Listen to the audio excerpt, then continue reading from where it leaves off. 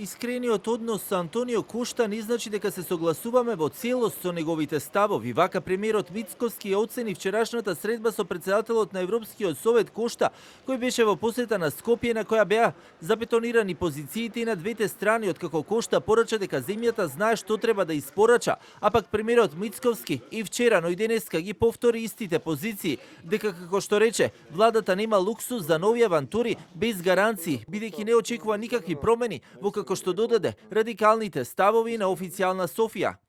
Ние со господинот Кошта имаме изградено, наистина би рекол, искрен однос.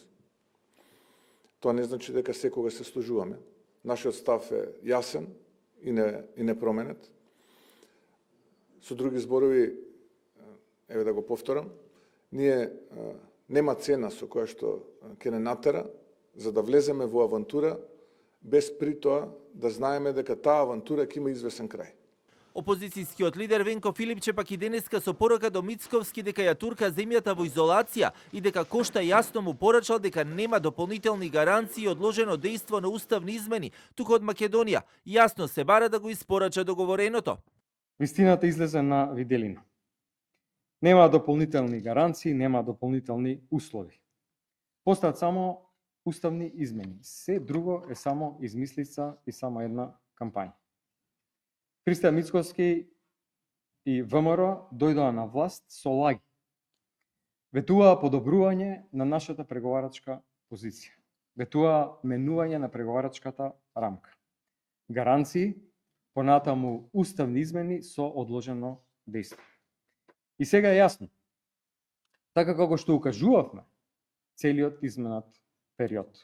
Такви гаранции е невозможно да се добијат. И дел од аналитичарите во посетата на Кошта не гледаат ништо ново и неочекувано. Професорот Мерсел Билјали во изјава за телевизија 24 вели дека пораката е јасна и дека доколку земјата сака да го оди европскиот пат, мора да ги направи потребните уставни измени, оти друга алтернатива во моментот нема. Мора да играме во склоп на одлуки.